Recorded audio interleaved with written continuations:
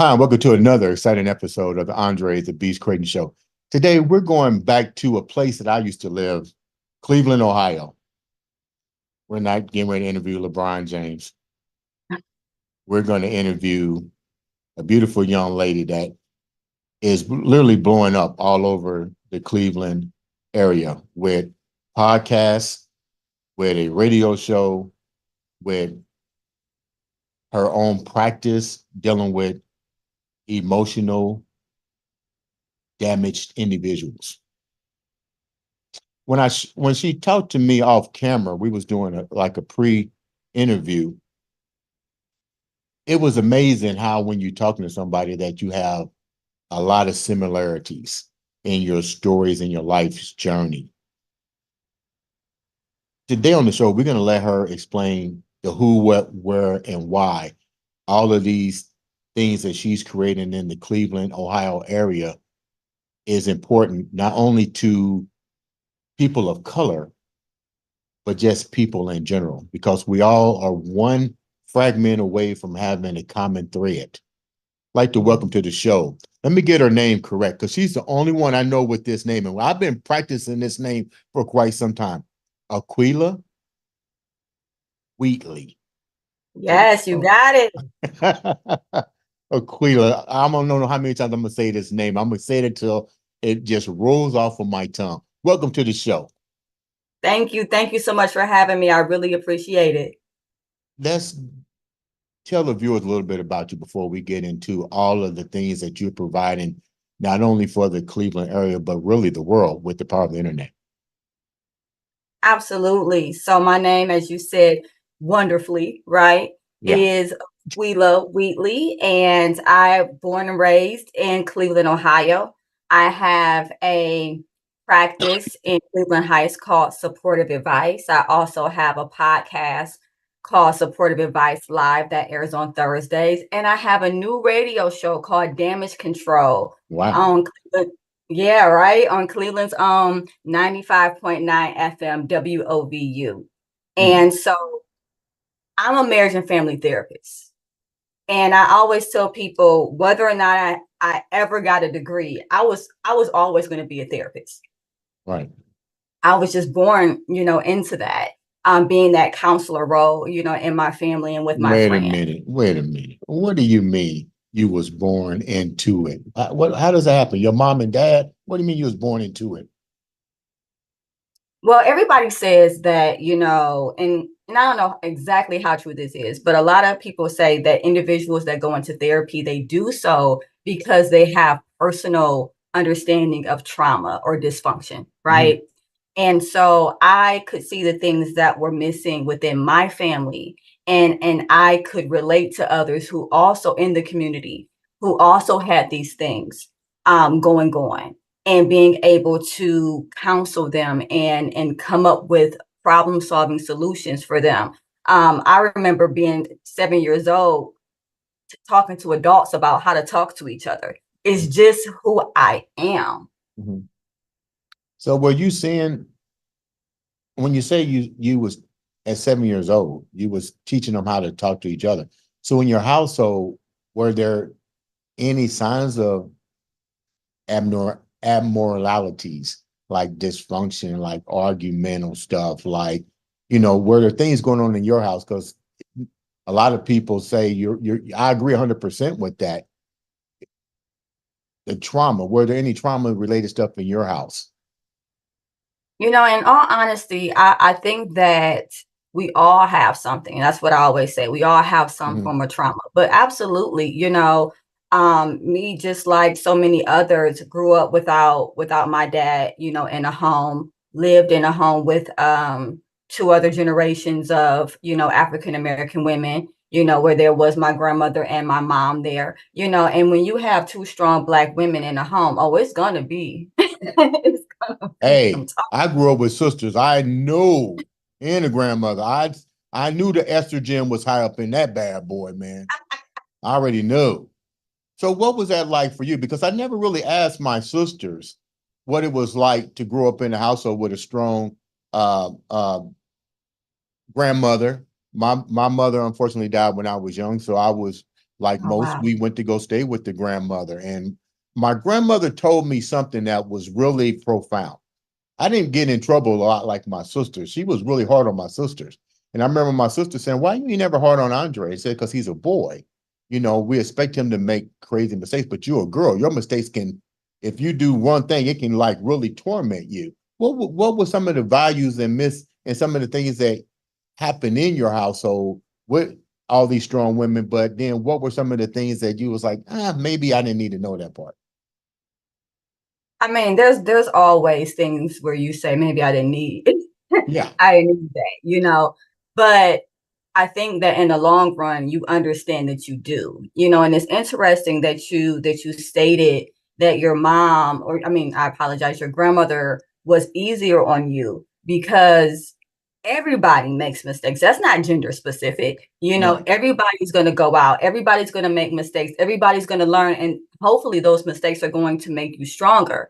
As Mhm. far as living in a house with very strong women, my grandmother, absolutely a strong woman, a single mother. My mother was absolutely a strong woman, also a single mother, which brings me to a point of hyper independence, right? You learn how to depend on yourself.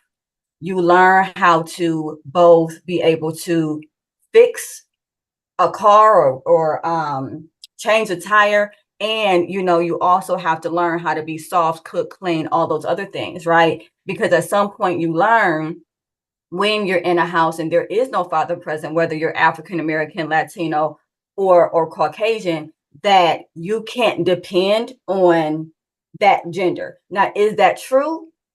No, of course not, but that's just what you learn from a generalized perspective. Mhm.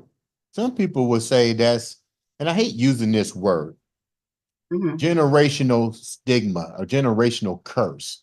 What was, as somebody that deals with family trauma and marriage and so forth, would this even be considered a generational curse, so to speak?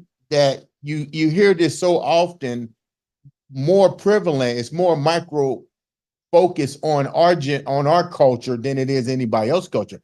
But the more that it becomes people have getting becoming having a platform, we see that this is touching everybody. It's just not Yes. stigma on us. You know, white people, Latinos. I don't see it so much in the Asian, like the Chinese structure, but I see it everywhere else. What's your take on that? I think that you hit the nail absolutely on the head. As a marriage and family therapist, I don't just talk to African American families, right? I have a diverse clientele. And yes, it hits us all. There are definitely women that are Caucasian, Latino, African American, that have grown up without their father, who Mhm. have seen, either the struggle that their mother had, or lived in a generational home where, or a multi-generational home is what I meant to say, where there's a mother, a grandmother, maybe a great grandmother, and it just goes down the line that way. And I don't consider that a curse. Okay, I do, however, consider that a learned behavior of explain that hyper more. independence. Explain that a little bit more when you say a learned behavior. You mean from generation to generation? Hmm. How do we Absolutely. how do we break that? You know, because I know I'm throwing you a lot of shit right now, but Oh no, it's cool. This is what I yeah. do. Okay, we provide information with this show and resources, but I'm not afraid to say what people may be afraid of. Why is it Okay. that we see cultures like the um sometimes the Latinos or the Mexican communities, we see it very strong family ties when it comes to the Oriental community and a little bit on the Asian. Why is it so difficulties in our generation and somewhat the generations that are now becoming more polarized? Why they don't have that problem and we do? I mean, in all honesty, is not to say that Asians in general don't have that problem, because there are Americanized Asians, right, that are single parents. So it's something that we think of as far as we relate to the culture and the tradition, right? But we're not looking at the fact that there are Americanized Asian families where there is just one mother in the household. Maybe it's just It's not as everybody. polarized as much with them than it is with us because we've been here for Right. quite some time. Um, Exactly. what was it like for you growing up, with your father or a male role model in the house? And then from a therapist standpoint, what kind of effect does that have on both male and female siblings growing up into adulthood? So my dad, he wasn't in the house, right? So I had my mom and I had my grandmother, and they were both very strong influences for me. I think the way that it affected me was me getting to a point where I was trying to overcome needing that male figure, right?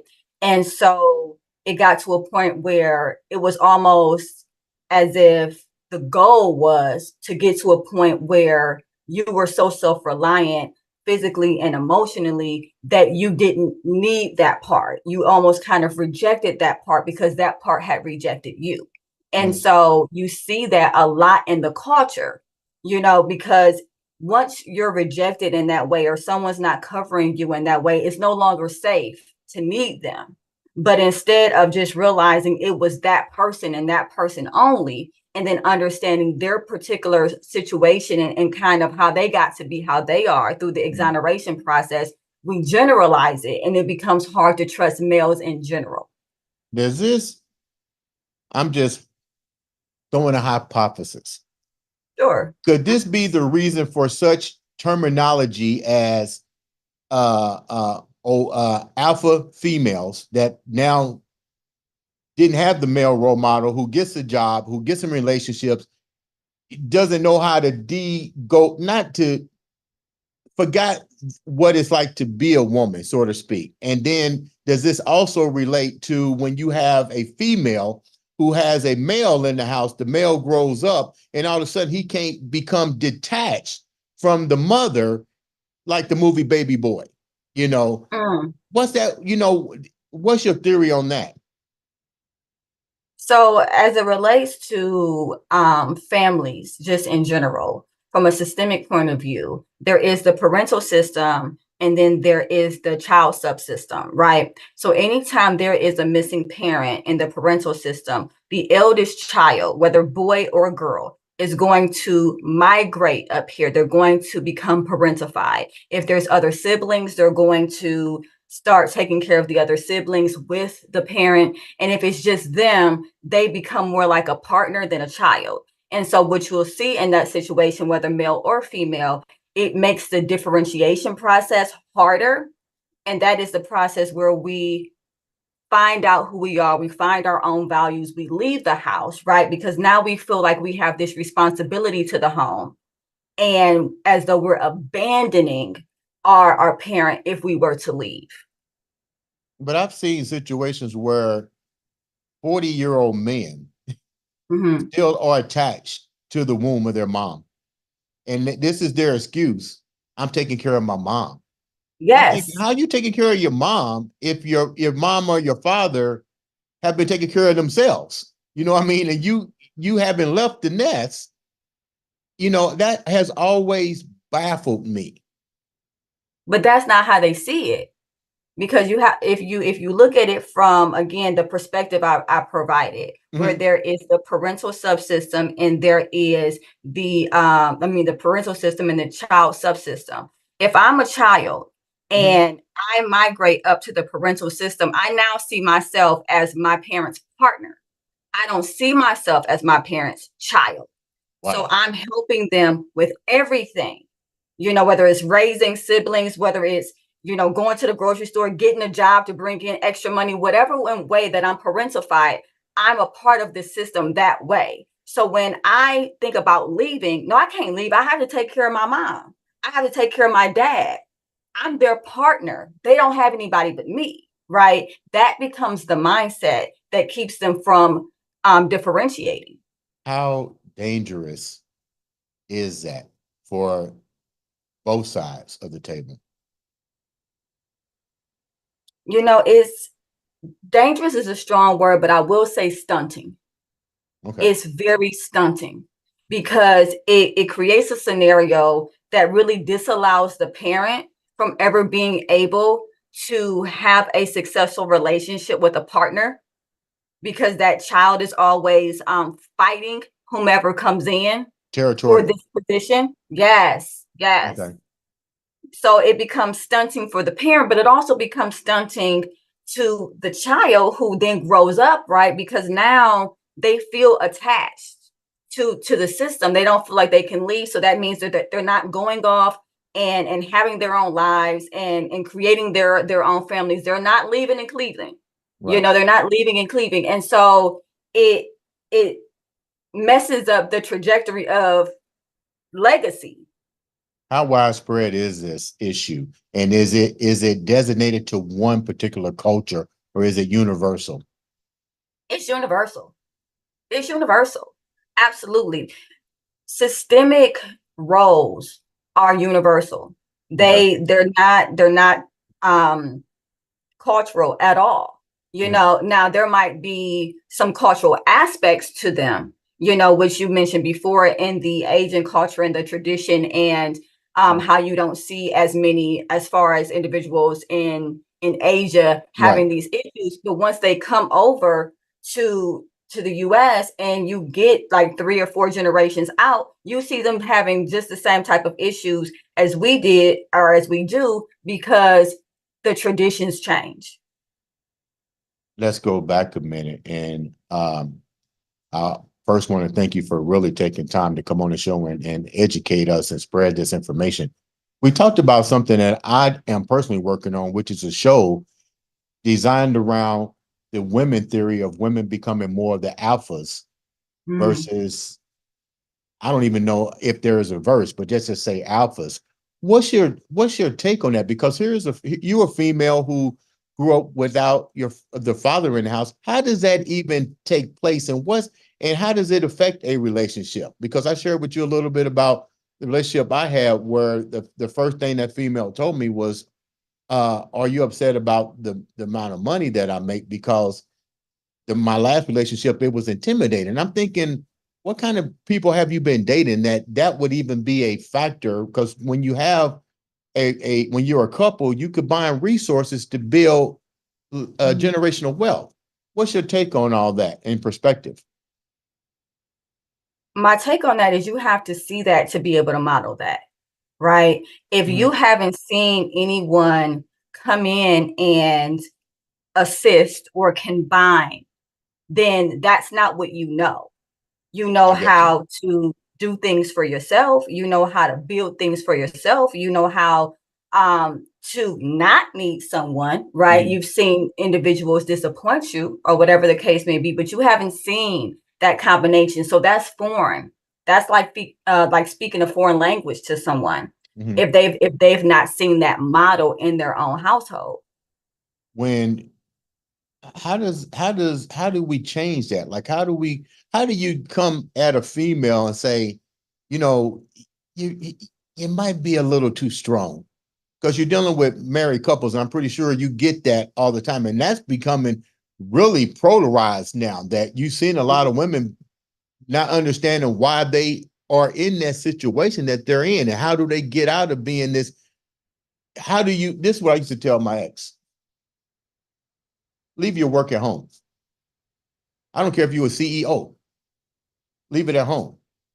When you come to the door, that's work, that's be a couple. Give me your insight on that.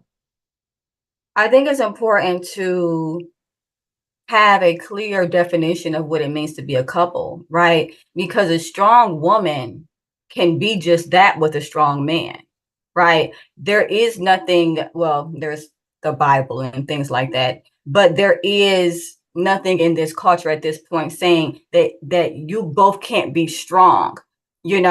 One has to come underneath the other. That's not necessarily true. There's alpha females, there's also alpha males, right? And it's about being able to be intentional in your interactions, knowing how to compromise, and being willing to work towards a combined goal versus one person falling under the goal of someone else. What do you see mostly with people coming to you now when they deal with problems? What are the four number one problems when it comes to emotional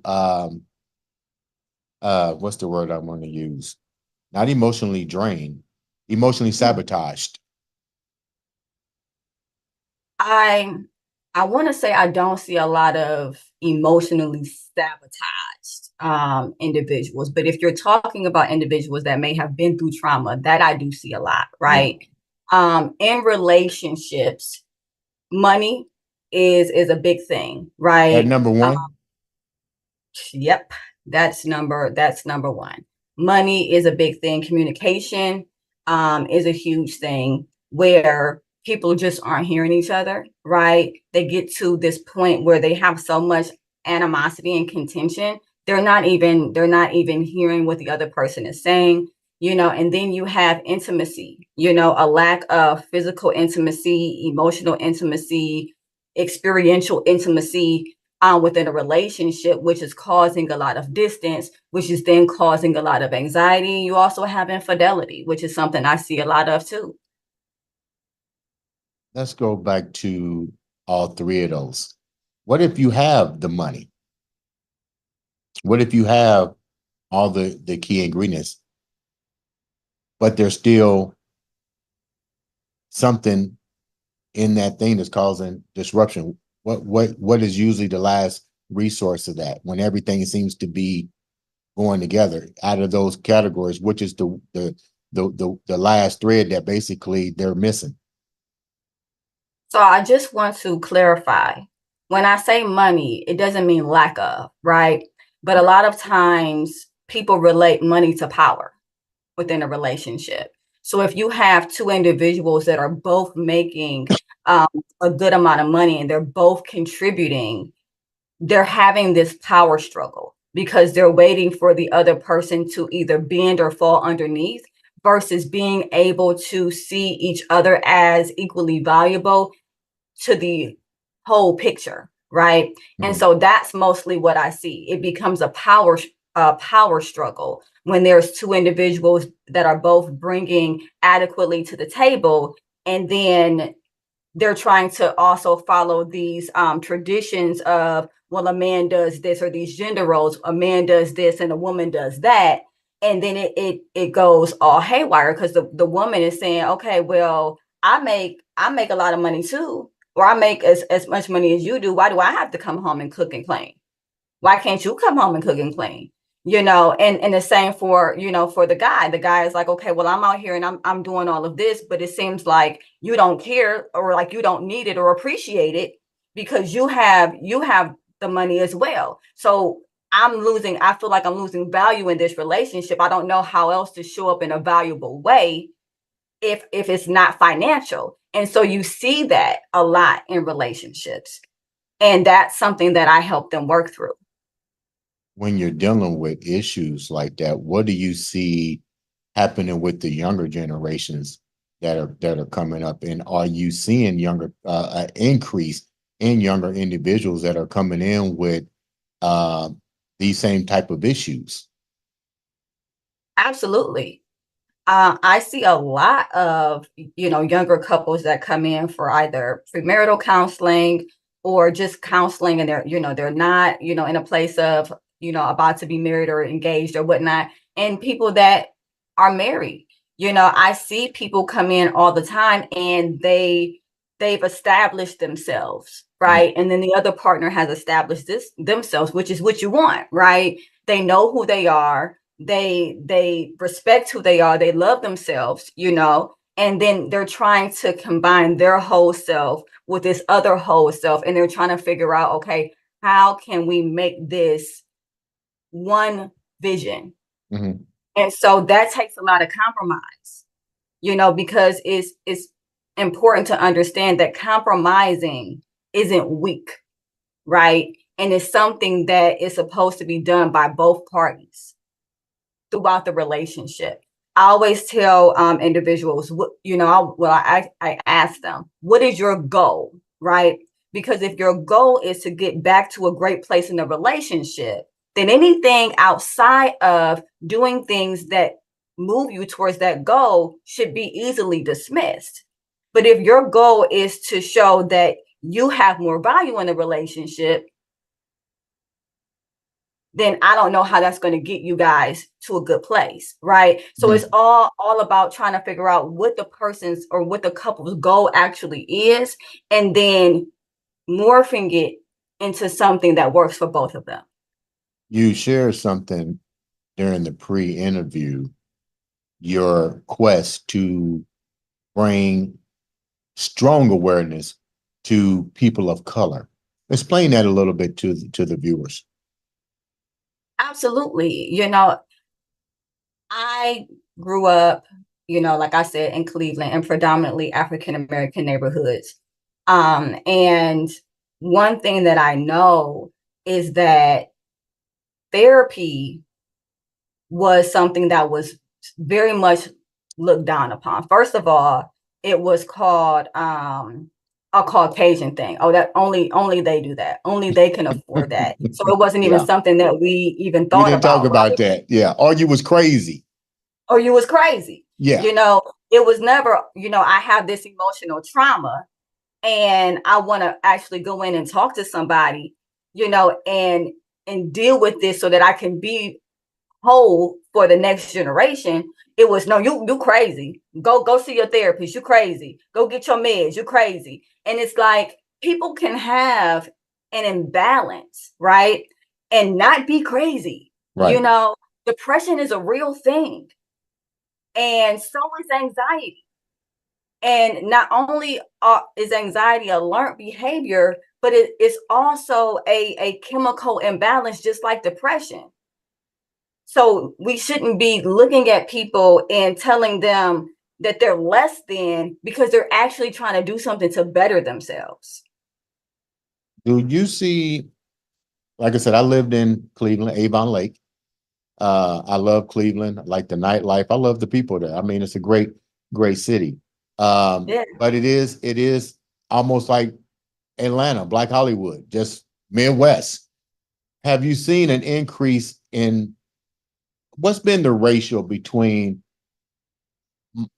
women of color and men of color coming to see you?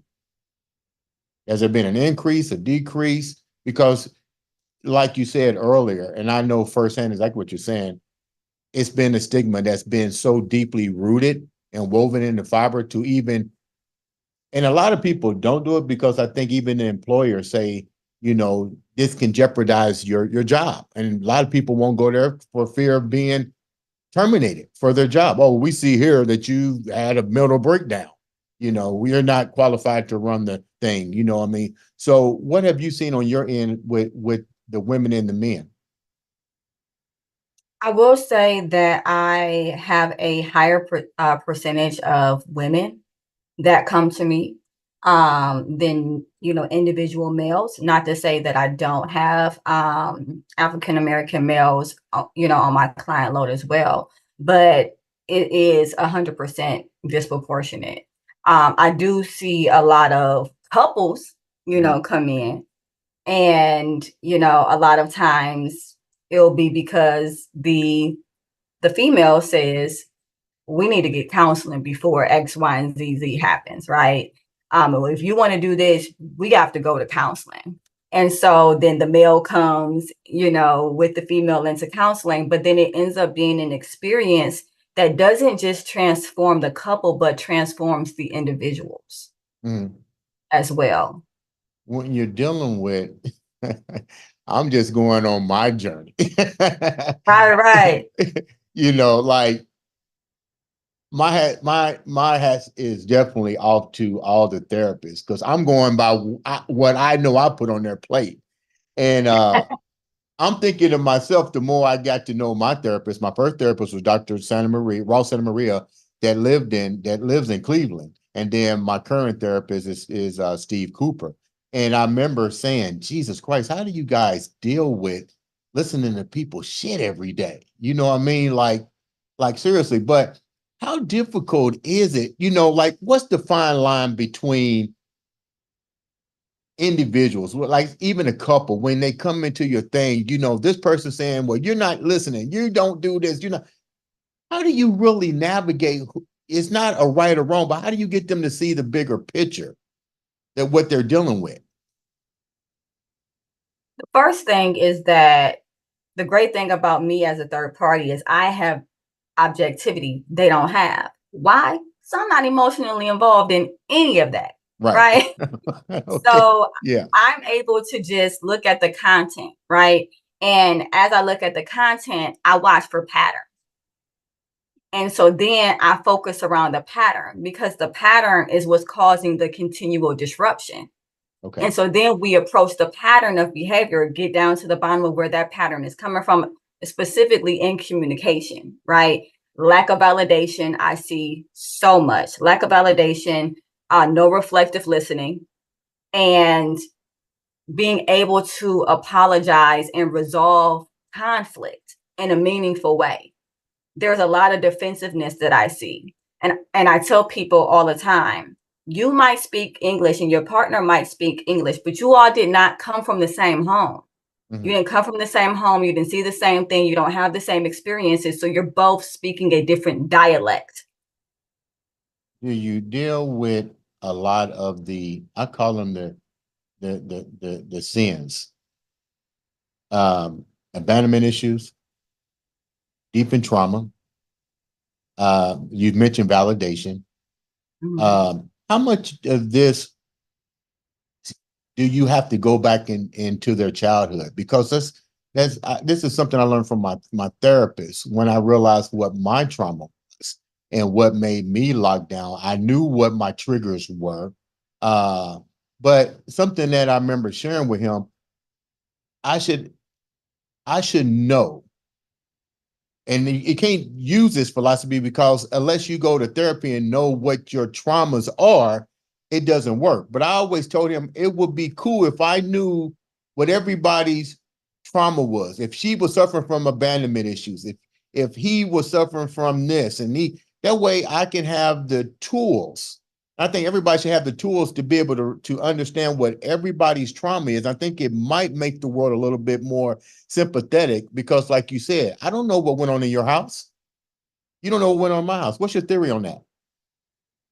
I mean, at the end of the day, we can sympathize, but there's things that we're just not going to know because we haven't experienced it. So when you're looking at someone's trauma, like you talk about someone that might have abandonment issues, right? Mm-hmm. I deal with people that have abandonment issues all the time. A lot of times that contributes to their style of attachment, right? There's anxious attachment, there's anxious avoidant attachment, and then there's secure attachment. Well, if I'm someone that has abandonment issues, so to speak, right, then I'm anxious with my partner all the time because I'm always scared that my partner is going to leave me.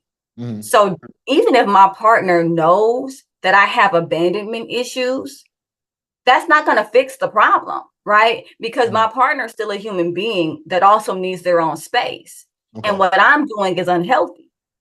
Okay. So I still would have to go through the process of dealing with that trauma with a therapist and getting to a point where I realize my value as a person and what I'm bringing into the relationship and being okay standing on my own so that I can want to be with my partner versus needing to be with my partner. It's nice if my partner knows that I have abandonment issues. However, it doesn't make my behavior any less unhealthy. Right. Before we wrap up, we wasn't planning on going this deep. We went pretty deep. That's what I do.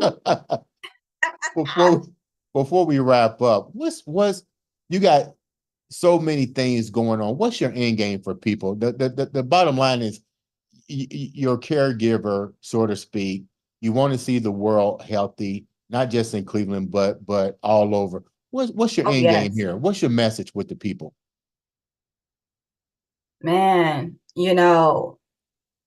I've never really thought of an end game, right? Because my thought is I want to impact as many people as positively as I can. If I can tell you something that helps you talk to your husband or your wife, if I can change the way that you see gender roles so that you understand that if you're a man, but you don't make as much money financially, you're just as valuable as a woman who may make money, but is not submissive, right?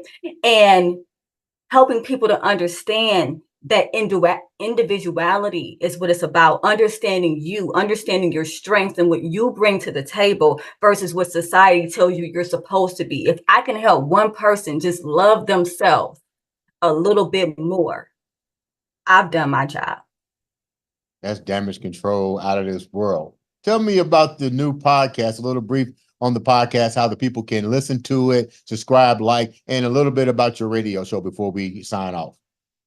Absolutely. So my podcast is Supportive Advice Live, and it is on YouTube, it is on Facebook, and it is on Insta. It's everywhere, right? It's also, so if you ever want to listen to it on Google Play, Apple, and all that jazz, Supportive Advice Live, you can find us right there. Also, damage control. Yeah. Anyone who wants to hear it, it is on Mondays at 2:00 every week on 95.9 WOVU Cleveland. And if you're not in Cleveland, you can still listen because we have an app for that, right? Okay. And you can also go on www.wovu.org. When people are listening to these two platforms, what kind of information and stories are they going to get from the two, from damage control and the podcast? What kind of stories would they be listening to? So as far as the podcast is concerned, which comes on Thursdays at 6, by the way, it's interactive, right? So any questions that come in, I literally answer questions, therapy questions right there on the spot. I right? love that.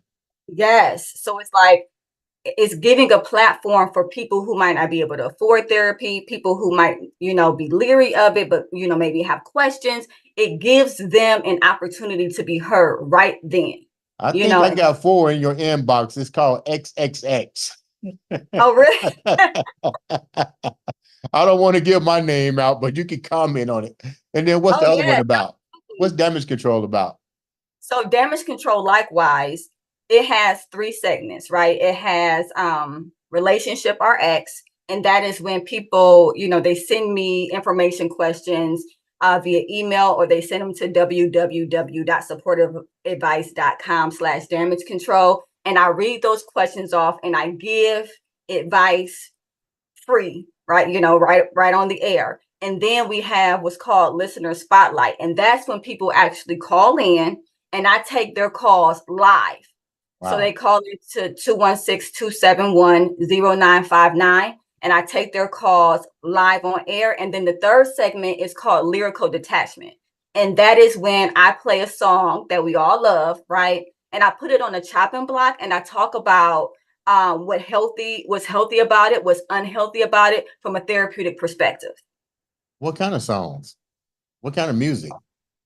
Well, I typically have a lot of, R&B or hip hop, things like that, but all genres of music are welcome. People can always submit songs to me, again, at www.supportiveadvice.com/damage control. And I'll take the song, I'll listen to it. I listen for cues, healthy and, and unhealthy, what is projecting to us as a whole, as a society.